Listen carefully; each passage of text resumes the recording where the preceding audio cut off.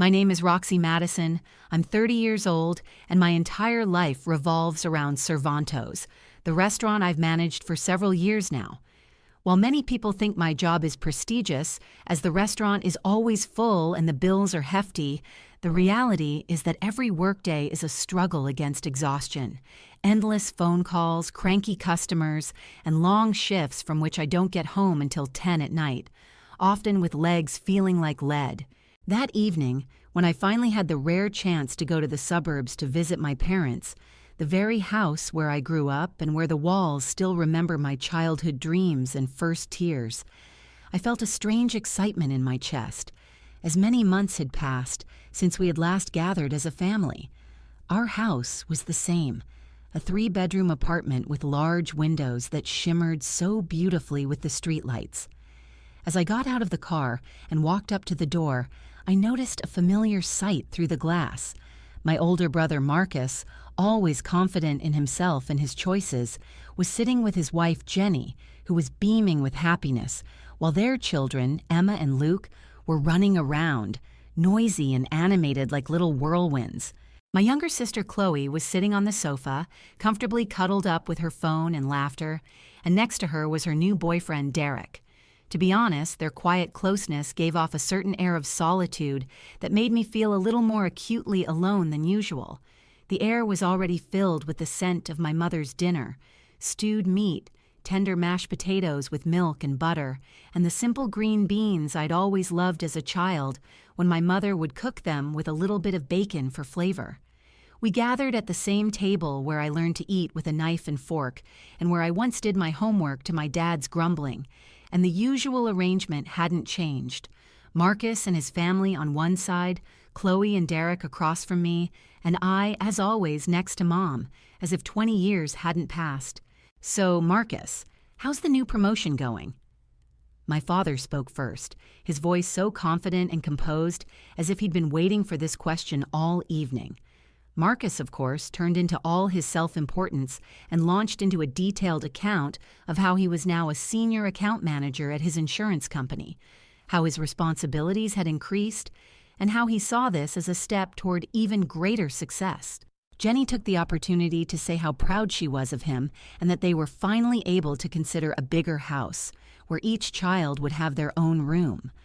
I watched Mom beam when Jenny added that Emma was already reading at a 5th grade level, and it sounded like a proud announcement, after which Mom happily leaned over to ask Luke about what he'd learned in kindergarten. I ate my stew slowly, feeling the conversations flow past me, discussing the details of their daily lives, Emma's swimming lessons, Luke's attempts at potty training, and the whole flow seemed so rich, so familial, while I seemed to disappear somewhere off to the side. After the gushing over Marcus and his perfect family was over, the attention smoothly shifted to Chloe, and Dad, leaning forward as usual, asked Derek how he was enjoying his new job at the bank. "Very well, sir," he replied with a polite smile, then suddenly squeezed Chloe's hand and, a little sheepishly, said, "Actually, we wanted to tell you something. Last weekend I proposed, and we're engaged." A moment of silence gave way to a veritable explosion of joy. Mom burst into tears right at the table. Dad stood up to shake Derek's hand. Marcus slapped him on the back approvingly. Jenny immediately demanded to see the ring. The kids screamed with delight, as if they'd just received a puppy. I watched as Mom, trembling with joy, hugged them both and asked about the wedding. And Chloe, beaming, replied that they were thinking about next fall. Nothing too grand, but just to be right, and added that Derek's parents would like to meet our family for dinner next month. I sat nearby, cutting my meat into ever smaller pieces and trying to smile, even though I felt like I was drowning inside. Everything was going as usual. First Marcus and his successes, then Chloe and her new frontiers, and I remained somewhere in the shadows, and no one even bothered to ask how I was doing, even though I'd just recently landed a major catering contract that would have made everyone in the restaurant proud. If only anyone had cared. No one asked if I was dating. No one even cared if I was happy. "Roxy, pass the salt," Marcus said, not even looking at me, and I silently handed over the salt shaker, returning to my fries. "Oh, that reminds me." Mom suddenly perked up, turning to me. "Roxy, I need to talk to you about Christmas." My heart leaped because finally at least some attention was directed at me, and I braced myself for what she wanted. "We're celebrating here," she said, "but this year it's going to be much bigger than usual. Marcus is coming, Jenny's parents, her sister's family, Derek's parents, his brother and his wife, and of course, our whole regular family. Aunt Marie, Uncle Bob, Linda, and the kids. I figured about 20 people. Isn't that wonderful? 20 people at one table."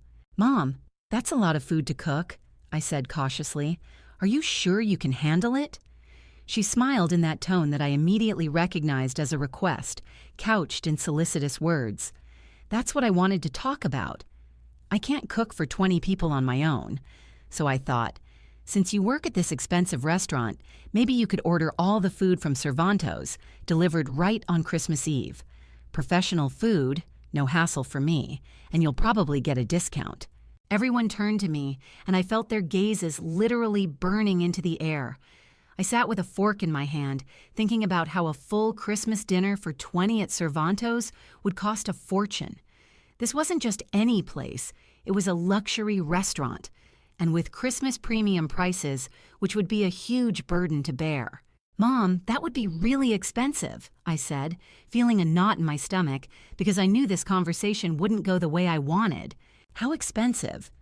Dad raised his head, his voice stern and direct, as always when it came to money.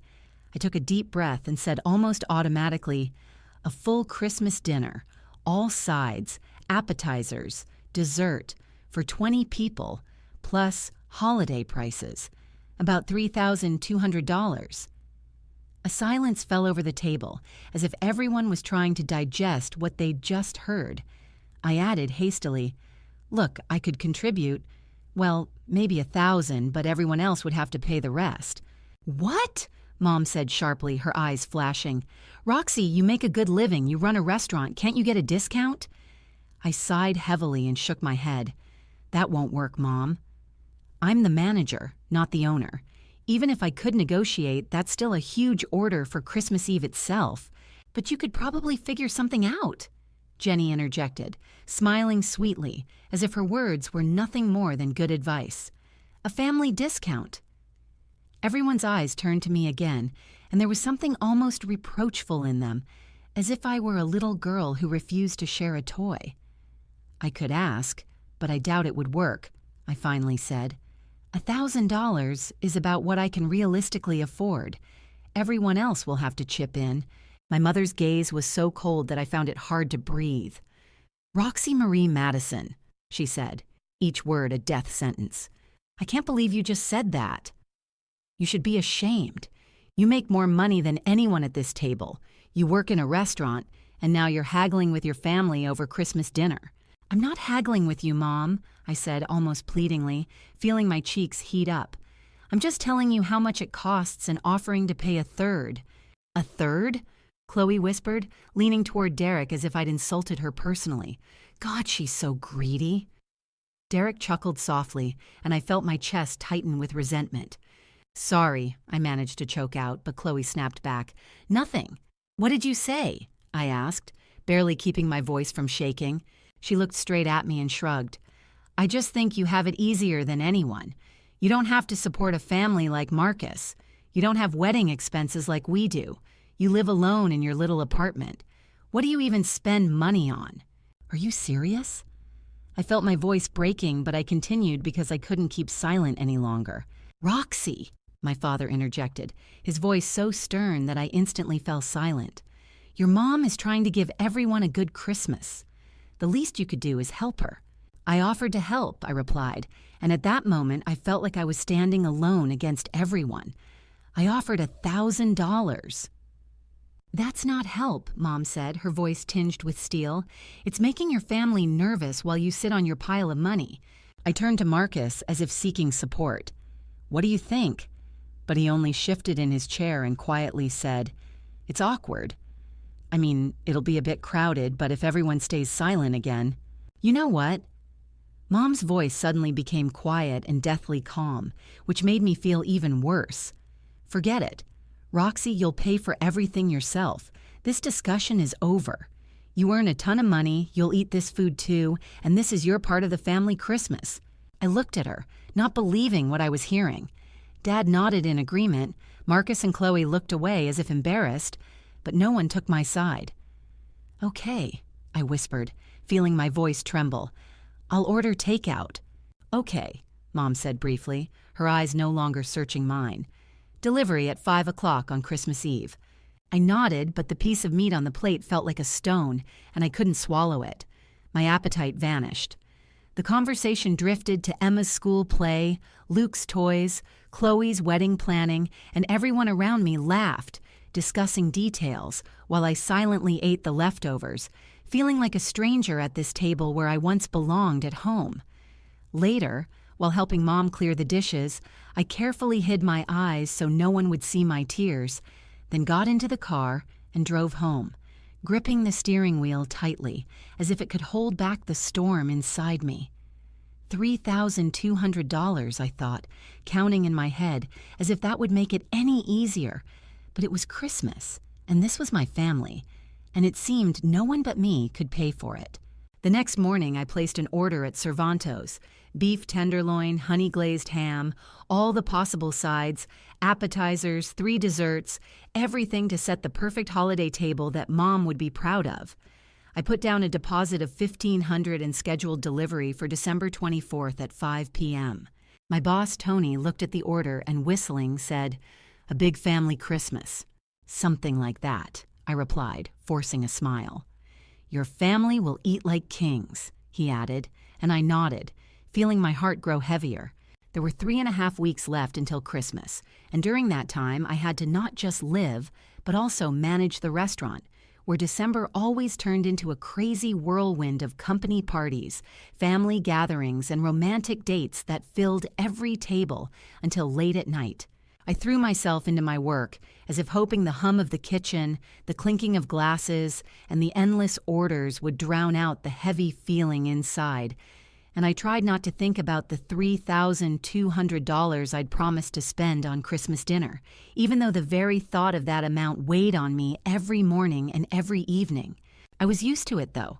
Every month for the past year, I'd been sending my mom $1,000 to help with the mortgage because my dad had taken early retirement due to health problems, and my mom's part-time job at the library only brought in a pittance, barely enough to cover everyday expenses, and of course no one, not Marcus, not Chloe, ever contributed anything, even though they always had money for new phones, trips, and fun things to do, and somehow I was the one who shouldered all the financial responsibilities. And now, between the mortgage payments and this Christmas dinner, I was counting in my head, over $4,000 spent on the family in just 2 months, and it was especially heartbreaking when I heard Marcus excitedly talking about how he and Jenny were planning a trip to Disneyland with the kids, and Chloe was busy preparing for the engagement party, and no one even thought to ask how I was coping. Christmas Eve finally arrived, and this time I took the day off, a rare occurrence for me, as the restaurant rarely offered a break. But Tony always had a heart and made sure all the employees had the opportunity to spend Christmas Eve and Christmas with their loved ones. I knew Cervanto's would be closed anyway, so I already felt an unusual sense of relief that morning. At noon, I called the restaurant to make sure everything was ready for delivery at 5 p.m. to my parents' house, and Maria, our chef, said warmly, "Everything is ready, Roxy. The ribs look perfect. The ham is glazed and cooked through. All the sides are prepped. The appetizers are packed, and 3 desserts are ready. Your family will have a fantastic dinner." "Thank you, Maria," I replied, grateful that she had taken on such a request on Christmas Eve. "No problem," she replied. "Family is important." These words struck a chord with me, and I quickly thanked him again, hanging up the call because a strange ache had settled in my chest. It was 2 o'clock in the afternoon, and I was planning to head to my parents' house early to help with decorations and preparations for the party. I just pulled on the red sweater I'd bought, especially for the holiday, when my phone vibrated with a Facebook notification. I automatically opened the app and instantly felt sick. On the screen was a fresh family photo. Mom, Dad, Marcus and Jenny, Emma and Luke, Chloe and Derek, all beautifully dressed, beaming with smiles, posing in the living room I knew down to the last detail, and behind them towered the perfectly decorated Christmas tree we always placed in the same corner. But I wasn't in the photo, and underneath the picture, Mom had written a caption, "Only my most beloved and dearest people. Merry Christmas from our family to yours." I stared at the screen, reading the words over and over again, as if that would change them, but they remained the same. Only the most beloved and dearest. And then I scrolled down to the comments that had already begun to appear. Aunt Marie, kind and thoughtful, wrote, "Beautiful family, but where's Roxy?" And Mom's response left me speechless. "Oh, that's okay.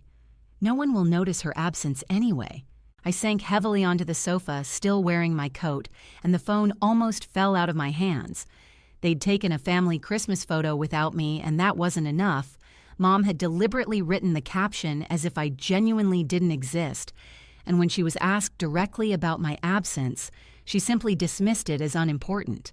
And the worst part was, they could have waited. Just an hour, and I would have been there. They could have taken the photo together later, including me in the frame, like a real part of the family, but they decided not to. They decided to immortalize only those they considered beloved and dear, and that wasn't me. This wasn't new. As a child, I already knew that Marcus and Chloe were the favorites. When Marcus made the school football team, my dad took him out to a celebratory dinner, as proud as if his son had won the World Cup. When I received honors for 4 semesters in a row, no one even said a word. When Chloe got her first job at 16, my mother threw her a small party with cake and gifts, while my achievements always remained somewhere in the background. And now history was repeating itself. Only this time it wasn't a childish insult, but a cold knife piercing my heart.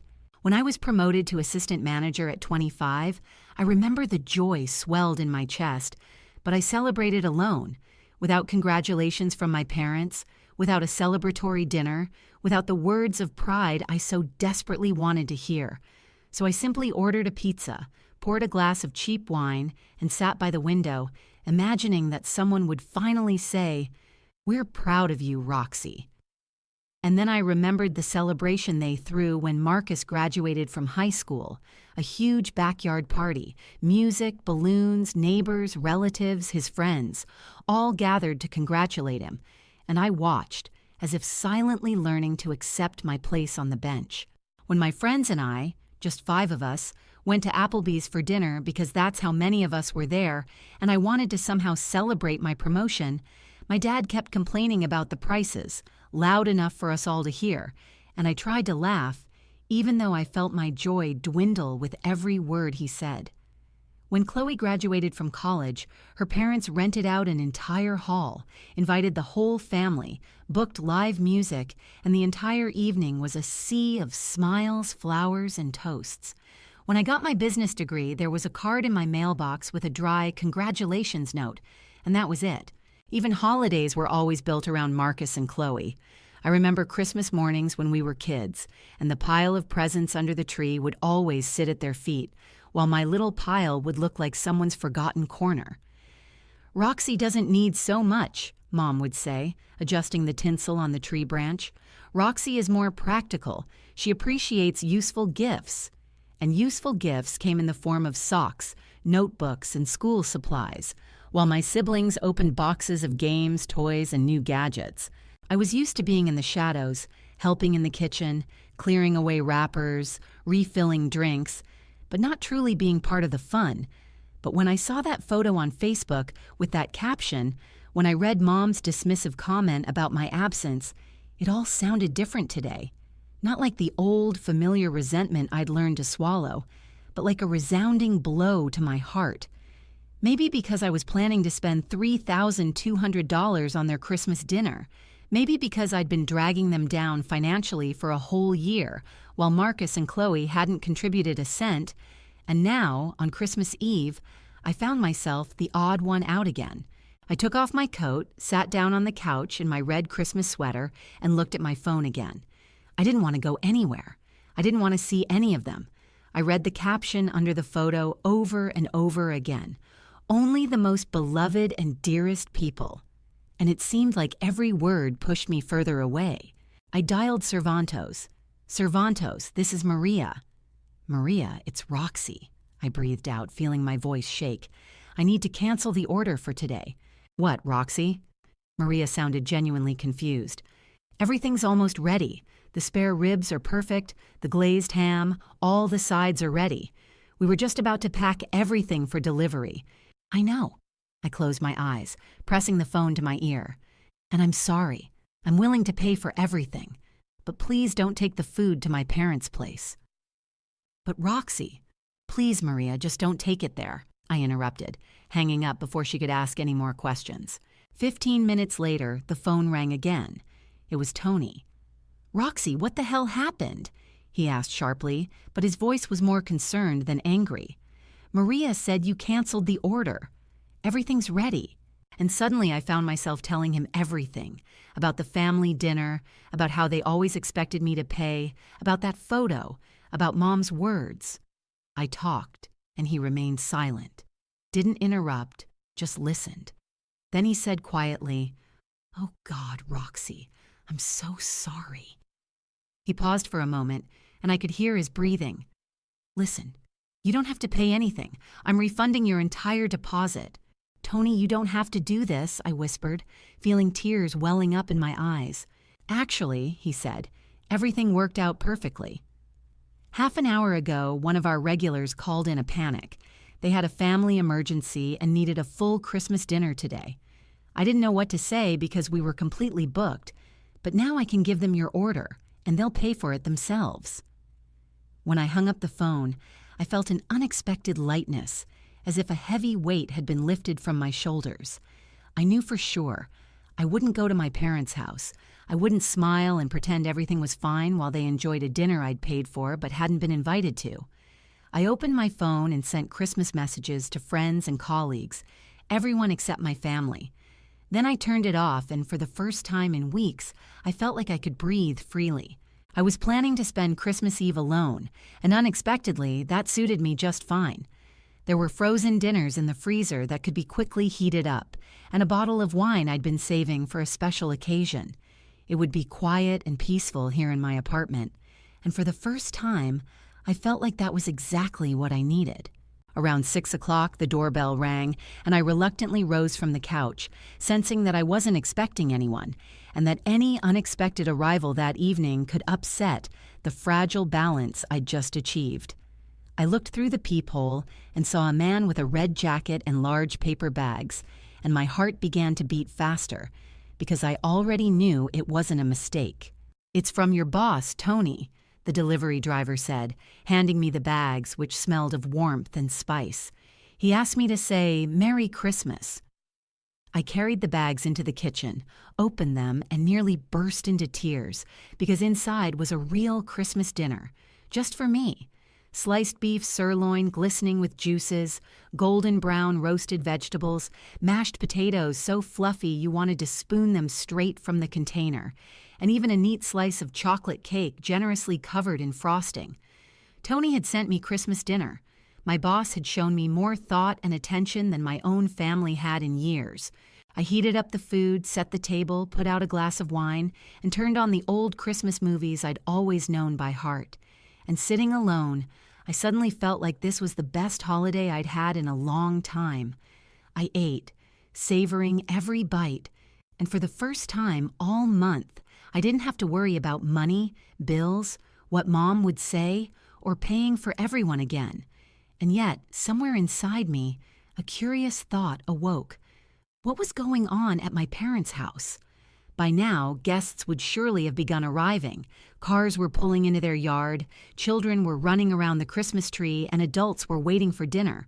They'd probably already called the restaurant and been told the order had been canceled. I imagined their faces when they realized there was no food. On the one hand, I felt a little ashamed, but on the other, I felt satisfied, because they themselves had made it clear that I wasn't really part of the family to them, just a source of money. Now they could manage without their ATM. I went to bed earlier than usual, and sleep came easily, because for the first time in months, I felt calm and free. On Christmas morning, I turned on my phone, and the screen was flooded with notifications. 53 missed calls, dozens of messages, all from family. I opened them one by one and watched the panic rise. 5:47 p.m. Mom. Where's the catering? They should be here by now. 6:15 p.m. Marcus. Roxy, where's the food? The guests are arriving and there's nothing to eat. 6:32 p.m. Chloe. Roxy, answer your phone.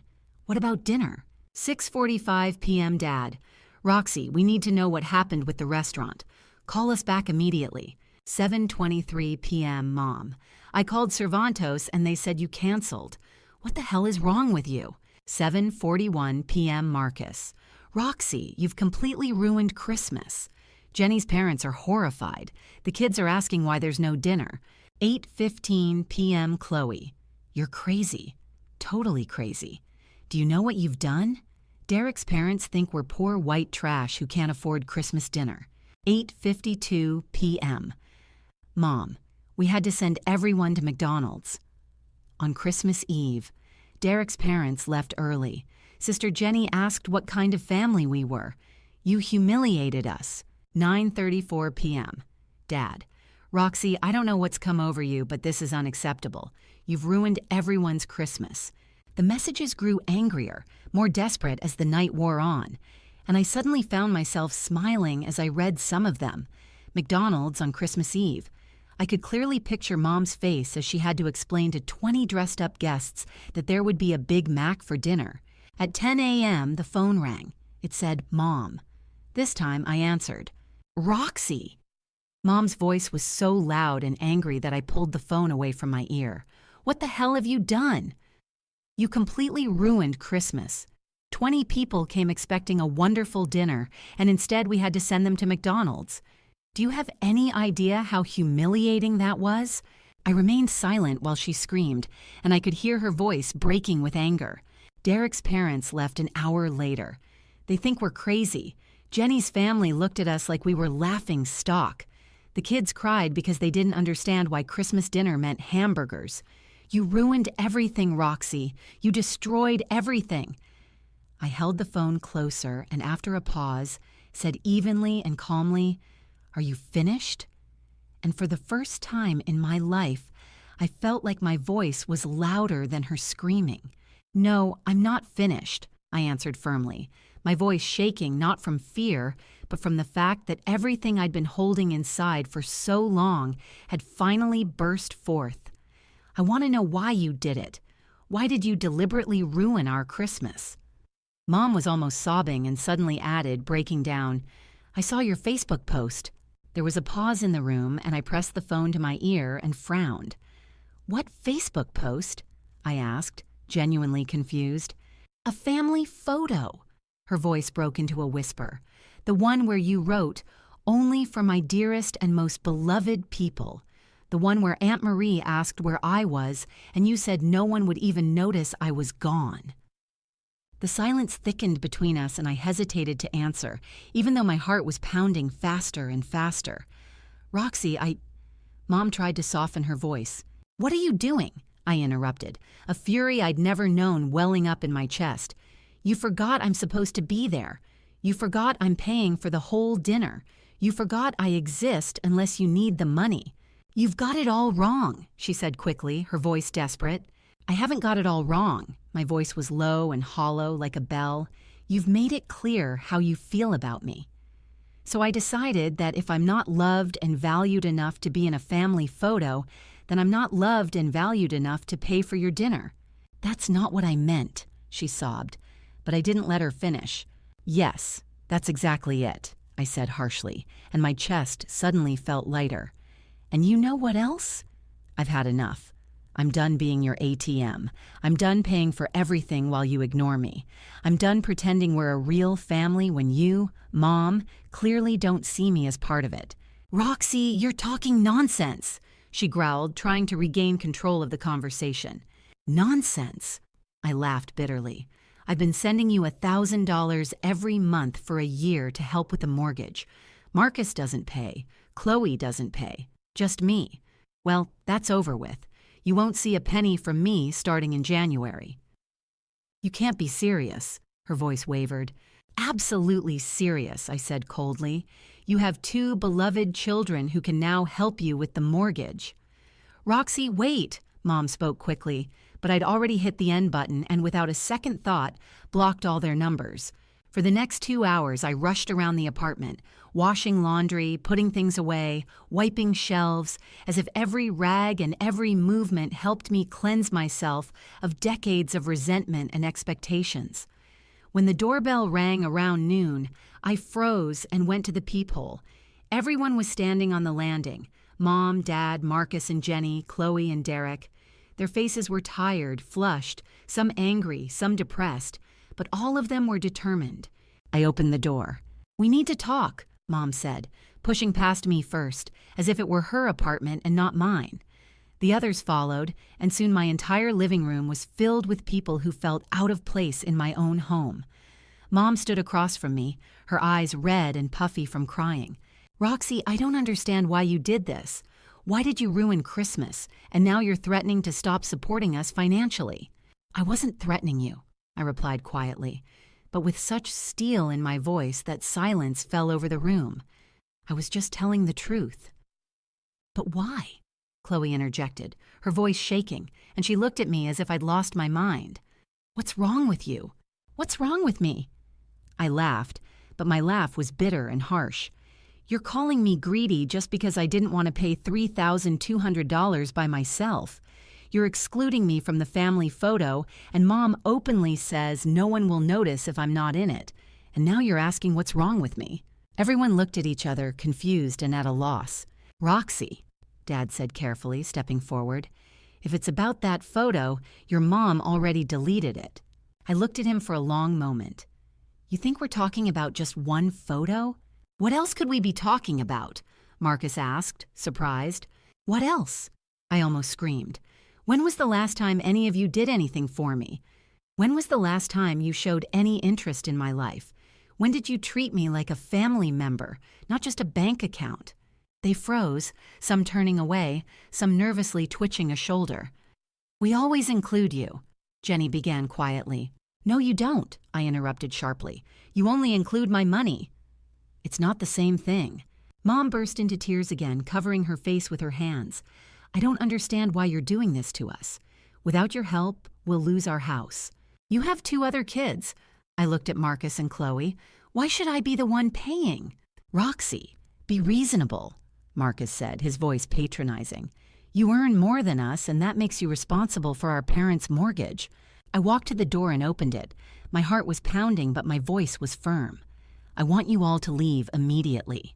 "Roxy," Mom tried to speak again, her voice shaking, but I interrupted her. "Everyone get out," I said sharply.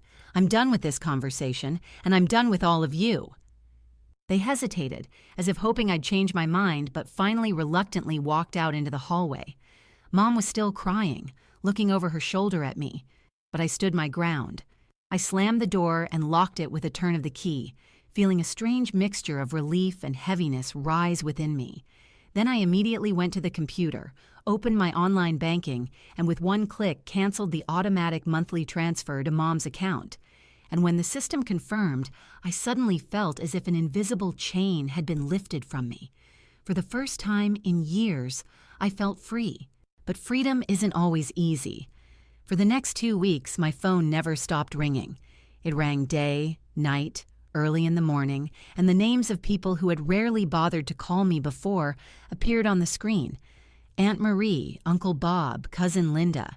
They took turns, as if they had a schedule. Every conversation boiled down to the same thing. "Roxy, your mom is so upset.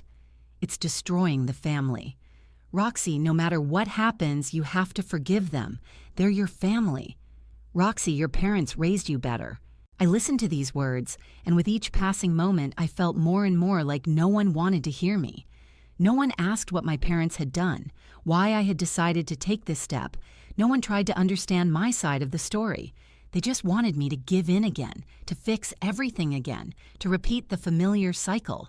I sacrifice, they accept. I hung up, not wanting to continue this farce. Time passed. 2 months after Christmas, I was sitting in my office at Cervantos, reviewing inventory reports, when the door cautiously opened. Maria walked in, and I immediately saw from her face that something was wrong. "Roxy," she said quietly, "some people have come to see you. They say they're your parents." I froze, not immediately believing what I was hearing. I went to the window that looked out onto the reception waiting room and saw them. Mom and Dad. They were sitting next to each other, their shoulders slumped, as if an invisible weight were weighing them down. They looked terrible, tired, tense, as if they'd aged 10 years in just a couple of months. When they entered my office, the atmosphere was like we were attending a funeral. Mom sank into a chair, uninvited, her eyes puffy from crying. Dad looked like he hadn't slept for several nights. "Roxy," Mom said quietly, "we need to talk." "There's nothing to talk about," I replied coldly. "Yes, I do," Dad interjected, his voice tense but firm. "We came to apologize." I leaned back in my chair, crossed my arms, and waited. "The photo was a mistake," Mom began, her lip trembling. "My comment was a mistake. We should have included you. We should have waited for you. I deleted it as soon as I realized what I'd done. You showed me how you truly felt," I said slowly, each word like a knife. "Isn't that true? You wrote, 'Only for the dearest and most beloved.' And I wasn't in that photo. And when someone asked where I was, you said no one would notice my absence. It wasn't an accident." There was another pause. Dad cleared his throat as if preparing for a difficult confession. "We talked to a therapist," he said. "She helped us understand some things." I raised my eyebrows, not hiding my sarcasm. "Like what?" "Like how we really did treat you differently than we treated Marcus and Chloe," Mom said, her voice wavering. "We took you for granted. We expected you to solve all our problems, and we didn't give you the same attention we did to your siblings." It was almost surreal to hear that confession, the words I'd been waiting for my whole life, but couldn't believe when they finally came. "The therapist made us write down everything we've asked of you over the past year," Dad continued. "The monthly mortgage payments, Christmas dinner, all those times we turned to you for help, but never even thought to call Marcus or Chloe. When we saw it all on paper, we realized we'd been using you." Mom nodded, tears welling up in her eyes again. "And we're sorry." "Dad had to go back to work," she added, "and I got a part-time job at the grocery store. We don't need your money anymore. We just want our daughter back. We know we screwed up," Dad said. His voice broke, but he didn't lower his eyes. "We know apologizing won't fix everything, but we want to try to change the way we treat you. We want to earn your forgiveness." I looked at them sitting there, their eyes filled with a genuine remorse I'd never seen before, and only one question swirled through my head. What about Marcus and Chloe? Do they still think all this is just my moodiness, my penchant for drama? Mom looked down and, almost in a whisper, admitted that at first, that's exactly how it had been. They were angry, thinking I was exaggerating, that I was making a scene out of nothing.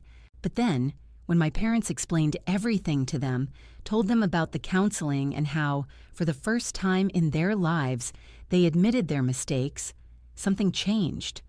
Chloe, Mom said, was crying, and it was one of those rare tears that breaks through a wall because Dad added, "She said she never realized how differently we treated you and Marcus. They both want to apologize." I sat listening and digesting every word, feeling like I was being offered more responsibility and respect than ever before, and it was so unfamiliar that I almost didn't know how to react. "I'm not ready to forgive you yet," I finally said, and for the first time in my life, this no sounded louder than all my previous yes. Mom's face fell, her eyes filled with silent despair, but Dad only nodded slowly, and there was no anger or pressure in that nod. Only quiet agreement. "We understand," he said. "We just wanted you to know. We realize our mistake. We're working on changing, and if one day, when you're ready, if ever, we'd like to try again. Can we ask you one thing?" Mom spoke carefully, as if every word could destroy the delicate balance. "Could we at least call you sometimes? Not for money, not for favors, just to see how you're doing." I took a deep breath, letting the request sink in. "Maybe," I replied. "I've thought about it, but I need time." They didn't argue, didn't beg, didn't try to win me back with the usual persuasion. They quietly left, closing the door behind them, and I remained sitting in my office, staring into the void, feeling two feelings warring inside me: long-standing pain and timid hope. For the first time, they acknowledged their behavior. For the first time, they apologized without excuses or conditions. 3 months passed. I didn't call my family, and they didn't press me either. Occasionally, a short message from my mother would flash on my phone: "Hope you have a good day," or "Thinking of you." The messages didn't require a response, and it was a new, almost unfamiliar sign of respect for my space. My bank account, meanwhile, looked better than it had in years. Without the $1,000 monthly payments, I suddenly saw the money starting to add up, the numbers growing, and instead of a tired sigh when I opened my online bank account, I caught myself smiling. I started looking at travel packages, allowing myself for the first time to consider a real trip, not for someone else's sake, but just for myself. Work was going well, too. Tony, my boss, gave me a raise after the Christmas incident and said he'd never seen a manager handle a difficult and awkward situation with such grace. His words confirmed to me that I truly had value not only as a source of income for my family, but also as a professional, as a woman who could take a beating. And, as if to prove that life can surprise, I began dating Tom from the liquor store seriously. He turned out to be a gentle, attentive person, a good listener, and when I introduced him to friends and colleagues, everyone liked him without exception. We spent evenings over a glass of red wine, talking about books, about movies, about how for so many years we'd both lived for others, and how suddenly it was time to live for ourselves. For the first time in my life, I felt like I was living for myself, that I no longer had to manage other people's problems, to carry them on my shoulders as if I didn't have my own. I wasn't sure when or if I'd ever make peace with my family. The pain still lingered within me, old and familiar, but no longer all-consuming. And yet I couldn't help but notice their confessions, their visits to therapy, their unconditional apologies, all of it meant something. Maybe someday we'd have a real relationship where I'd be valued more than my bank account. Maybe one day I'd be able to trust them enough to believe they truly treated me like a daughter, not just a resource. But for now, I was content with what I had. I was content with myself, my freedom, my new life. I realized that being alone is better than being used. I realized I deserved more than being a secondary figure in my own family. And most importantly, I realized I could stand up for myself, even if it meant being alone. For the first time in 30 years, I felt like I knew my worth, and that worth would never again be measured in dollars.